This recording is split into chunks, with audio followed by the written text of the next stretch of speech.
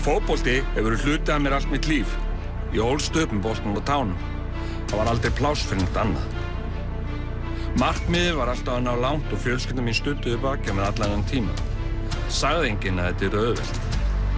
Sama hversu hart var sótt að mér, missti ég aldrei trúna á sjálfa mig. Ég hélt bara áfram og setti mér markmið að bæta mig á hverjum degi og borða íslenskt skyr. Á boltinn að rúlla. Ég átt langan og viðburðaríkan feril. Ég spilaði fótbolta út allan heim og kynnst ólíkri menningu.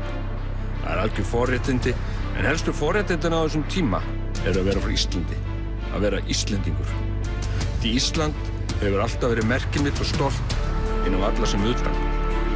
Leynivopnið mitt er íslenska skýrið. Segja margir að sé eitthvað í skýrinu sem gefur okkur Íslendingum yfirburði aðrar þjóðir og veitur okkur þessu orku, kraft og þor sem heimstætt fyrir. Ég veit alveg hvað það er. Það er sykurinn.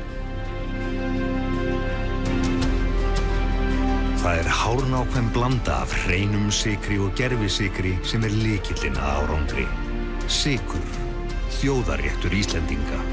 Leynivopn íslensku þjóðarinnar.